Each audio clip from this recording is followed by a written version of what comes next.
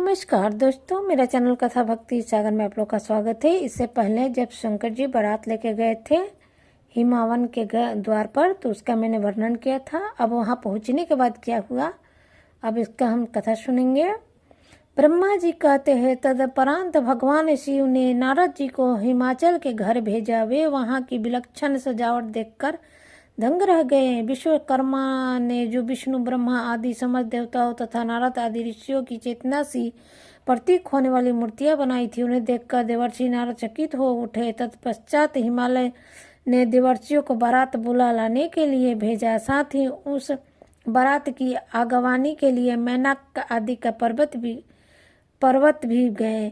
तदपरांत विष्णु आदि देवता तथा आनंदित हुए अपने गणों के साथ भगवान शिव हिमालय नगर के समीप स्नान आ पहुँचे। गिरिराज हिमावन ने जब यह सुना कि सर्वव्यापी शंकर मेरे नगर के निकट आ पहुँचे हैं, तब उन्हें बड़ी प्रसन्नता हुई। तदपरांत उन्होंने बहुत सा सामान एकत्रित करके पर्वतों और ब्राह्मणों को महादेव जी के साथ वार्तालाप करने के लिए भेजा। स्वयं भी बड़ी भक्ति के साथ वे पर्ण प्यारे माहेश्वर का दर्शन करने के लिए निकल गए। उस समय उनका हृदय अधिक प्रेम के कारण द्रवित हो रहा था। वे प्रसन्नता पूर्वक अपने सौभाग्य की सराहना कर रहे थे। उस समय समस्त देवताओं की सेना को उपस्थित देख हिमावन को बड़ा विस्मय हुआ और वह अपने को धन्य मानते हुए उनके सामने गए। देवता और पर्वत एक दूसरे से मिलकर बहुत प्रसन्न हुए और अपने आप को कृतज्ञ मानने लगे। महादेव जी को प्रणाम करके सामने देखकर हिमालय ने उन्हें प्रणाम किया। साथ ही समस्त पर्वतों और ब्राह्मणों भी सदा शिव की वंदना की। वे विश्व भर पर आरूढ़ थे, उनके मुख पर प्रसन्नता छा रही थी। वे नाना प्रकार का भूषणों से विशोभित थे और अपने दिव्य अंगों के लवच्छ से संपूर्ण दिशाओं को प्रकाशित कर रहे थे। उनका श्री अंग अत्यंत महीन, नूतन और सुंदर रेशमी वस्त्रों से सुशोभित था। उनके मस्तक का मुकुट उत्तम रत्नों से जड़ित होने के कारण बड़ी शोभा पा रहा था। वे अपनी पावन प्रभा का प्रसार करते हुए हंस रहे थे। उनका प्रत्येक अंग आभूषण से बने हुए सर्पों से युक्त था। उनकी अंग कांति बड़ी अद्भुत दिखाई रही थी। दिव्य कांति से संपन्न उन महेश्वर की सुवेशन गण हाथ में चंवर लिए सेवा कर रहे थे। उनके बाएं हाथ में भगवान विष्णु और दाहिने भाग में थे। पीछे देवराज इंद्र थे और अन्य देवता भी पीछे तथा अगल बगल में विद्यमान थे। नाना प्रकार के देवता आदि उन लोक कल्याणकारी भगवान शंकर की स्तुति करते थे। इस प्रकार भगवान शिव के पीछे तथा अगल बगल में खड़े हुए दीप्तिमान देवताओं आदियों को देखकर गिरिराज ने उन सब के सामने मस्तक झुकाया। तत्पश्चात शिव की आज्ञा से आगे होकर शिवमेवान अपने नगर को गए। उनके साथ महादेव जी, भगवान विष्णु तथा स्वयं शंभु ब्रह्मा भी मुनियों और देवताओं सहित शीघ्रता पूर्वक चले गए। उस अवसर पर मेनका के मन में भगवान शिव के दर्शन की इच्छा हुई, इसलिए उन्होंने तुमको बुलाया है। इस समय भगवान शिव के प्रेरित होकर उनका हृदय अभिप्राय पूर्ण करने की इच्छा से तुम वहां गए थे। मैना तुम्हें प्रणाम करके बोली, मुने गिरिराज होने वाले पति को पहले मैं देखूंगी। शिव का कैसा रूप है, जिनके लिए मेरी बेटी ने ऐसा उत्कृष्ट तपस्या की है। उस समय भगवान शिव की मैना के भीतर के अहंकार को जानकर श्री विष्णु और मुझसे अद्भुत लीला करते हुए बोले। शिव जी ने कहा, तात आप दोनों मेरी आज्ञा से देवताओं सहित अगल बगल होकर गिरिराज के द्वार पर चलिए, हम पीछे से आएंगे। यह सुनकर भगवान श्री हरि ने सब देवताओं को बुलाकर वैसा करने के लिए कहा। शिव के चिंतन में तत्पर रहने वाले समस्त देवताओं ने शीघ्र वैसे ही व्यवस्था करके उत्कृष्ट पूर्वक वहां से पृथक पृथक यात्रा की। मुने मैना अपने मकान के ऊपर भवन में तुम्हारे साथ खड़ी थी। उस समय भगवान विश्वेश्वर ने अपने को ऐसा वेशभूषा में दिखाया जिससे मैना के हृदय को ठेस पहुंचे। सबसे पहले बारात के जुलूस में विविध वाहनों पर विराजित खूब सजे धजे बाजे गाजे के साथ पताकाएं फहराते हुए वसु आदि गंधर्व आए। फिर मणिग्रीव आदि यक्ष तदपरांत क्रम से यमराज, निर्वती, वरुण, आयु, कुबेर, इंसान देवता ईशान, देवराज, इंद्र, चंद्रमा, सूर्य, भृगु आदि मुनीश्वर तथा ब्रह्मा आए। वे सब उत्तरों पर एक से एक विशेष सुंदर शोभयान रूप गुण से संपन्न थे। इनमें से प्रत्येक दल के स्वामी को देखकर मैना पूछती थी, क्या यही शिव है? नारद जी ने कहा, यह तो शिव के सेवक है। मैना यह सुनकर बड़ी प्रसन्न हुई, हर्ष में भरकर मन ही मन कहती, ये उनके सेवक ही जब इतने सुंदर हैं तब वे सबके स्वामी शिव को पता नहीं कितने सुंदर होंगे। इसी बीच में वहां भगवान विष्णु पधारे। वे संपूर्ण शोभा से संपन्न श्रीमान, नूतन जलधर के समान श्याम तथा 4 भुजाओं से संयुक्त थे। उनका लावण्य करोड़ों कर्ण पर्दों को लज्जित कर रहा था। वे पीताम्बर धारण किए अपनी सहज प्रभा से प्रकाशित हो रहे थे।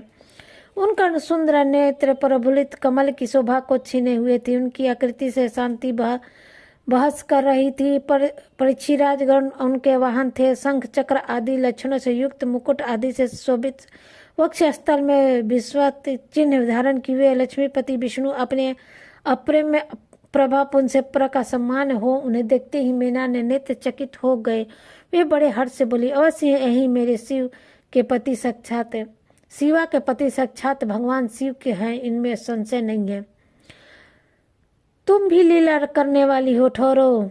तब मैंने कहा, यह बात सुनकर उनसे बोली, देवी ये शिव के पति नहीं है अपितु भगवान के सब हरि है। भगवान शंकर के संपूर्ण कार्यों के आधार अधिकारी तथा उनके प्रिय है। पार्वती के पति जो दुल्हा शिव हैं, उन्हें इससे भी बढ़कर समझाना चाहिए। उनकी शोभा का वर्ण मुझसे नहीं हो सकता। वे ही संपूर्ण ब्रह्मांड के अधिपति, सर्वेश्वर तथा सर्व प्रकाशमात्मा है। ब्रह्मा जी कहते हैं, नारद तुम्हारी इन बातों को सुनकर मैना ने उन सुलभ लक्षण उमा को महान धन्य वैभव से संपन्न सौभगवती तथा तीनों कुलों के लिए सुखदयनीय माना। वे मुख पर प्रसन्नता लाकर प्रतियुक्त हृदय से अपने सर्वाधीन सौभाग्य का बारंबार वर्णन करती हुई बोली। मैना ने कहा, इस समय पार्वती को जन्मदिन के कारण सर्वथा धन्य हो गई हूँ।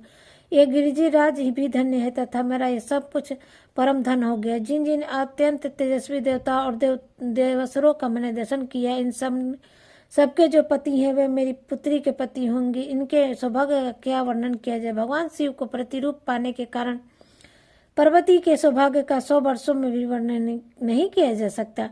ब्रह्मा जी कहते हैं, नारद मैंने ने प्रेम पूर्वक हृदय से जो ही उपयुक्त बता कही तो ही अद्भुत लीला करने के वाले भगवान रुद्र सामने आ गए। तात उन्हें सभी गण अद्भुत तथा मेनका के अहंकार को चूर्ण करने वाले थे। भगवान शिव अपने आप को माया से निर्लिप्त एवं निर्विकार दिखाते हुए वहां गए। उन्हें आया जान तुमने मैना को शिव के पति का दर्शन कराते हुए उससे इस प्रकार कहा, सुंदरी देखो, यह साक्षात भगवान शंकर है, जिनकी प्राप्ति के लिए शिवा ने अपने वन में बड़ी भारी तपस्या की थी। तुम्हारे ऐसा कहने पर मैना ने बड़ी प्रसन्नता के साथ अद्भुत आकार वाले भगवान महेश्वर की ओर देखा। वे स्वयं को अद्भुत में थे ही, उनके आचरण भी बड़े अद्भुत थे। इतने में ही रुद्रदेव की परम अद्भुत सेना भी वहां आ गई, जो भूत प्रेत आदि से संयुक्त तथा नाना गणों से संपन्न थी। उनमें से एक कितने भी बंडवार का रूप धारण करके आए थे, कितने पताका की मर्म ध्वनि के समान शब्द कर रहे थे, कितने के मुंह टेढ़े थे तो कितने अत्यंत क्रूर दिखाई दे रहे थे। कुछ बड़े विकराल थे, किन्हीं का मुख दाढ़ी मूछ से भरा हुआ था, कोई लंगड़े में थे, कोई अंधे में थे, कोई दंड और पासा धारण किए हुए थे, तो किसी के हाथों में मुरगट थी। कितने ही अपने वाहनों को उल्टे चला रहे थे, कोई सिंह, कोई डमरू, कोई गोमुख बजाते थे। गनों से कितने तो मुंह में ही नहीं थे, कितनों के मुख पीठ की ओर लगे थे। बहुओं के बहुतेरे मुख थे। इस तरह कोई बिना हाथ के, किसी के हाथ उल्टे लग रहे थे। कितनों के बहुत से हाथ थे, कितने ही नेत्रहीन थे, किन्हीं के बहुत से नेत्र थे, किन्हीं के सिर ही नहीं थे, किन्हीं के बहुत खराब सिर थे, किन्हीं के कान ही नहीं थे, किन्हीं के बहुत से कान थे। इस तरह सभी गण नाना प्रकार के वेशभूषा धारण किए हुए वहां पहुंचे। विकृत आकार वाले अनेक प्रबल गण बड़े वीर और भयंकर थे, उनकी संख्या नहीं थी। उन्हें अंगुली द्वारा रुद्रगणों को देखते हुए मेनका से कहा, वरना ने तुम पहले भगवान हर के सेवा को देखो। फिर उनका भी दर्शन करना। इन असंख्य भूत प्रेत आदि गणों को देखकर मैना तत्काल भय से व्याकुल हो गई। उन्होंने बीच में भगवान शंकर भी थे, जो निर्गुण होकर भी वहाँ परम गुणगान थे। वे विषंभर सवार थे, उनके 5 मुख थे और प्रत्येक मुख में 3-3 नेत्र थे। उनके सारे अंगों में विभूति लगी हुई थी, जो उसके लिए भूषण का काम कर रही थी। मस्तक पर जटाजुट और चंद्रमा का मुकुट, 10 हाथ थे उनके ऐसे कपाल लिए, शरीर पर बड़म्बर का दुपट्टा, हाथ में पिन का ऐसा त्रिशूल, आंखें भयानक आकृति विकराल और हाथ की खालस का वस्त्र। यह सब देखकर शिवा की माता बहुत डर गई, चकित हो गई, व्याकुल होकर कांपते लगी। उसकी बुद्धि चकरा गई। उस अवस्था में उसने उंगलियों से दिखाते हुए उससे कहा, यही है भगवान शिव। तुम्हारी यह बात सुनकर सती मैना दुख से भर गई और हवा के झोंके खाकर गिर गई। लता के समान तुरंत भूमि पर गिर पड़ी। यह कैसा विकृत दृश्य है! मैं दुराग्रह में पड़कर ठगी गई। ये भगवान! मैना उसी क्षण मूर्छित हो गई। तत्परांत सखियों ने जब नाना प्रकार के उपाय करके उनकी समुचित सेवा की, तब गिरजा प्रिया मैना धीरे धीरे होश में आई। तो जब शंकर भगवान लेके गए थे मैना जी के दरवाजे पर बारात, तो इस तरह से मैना जी मूर्छित हुई थी। इसके आगे की कहानी अगले अध्याय में हम पढ़ेंगे।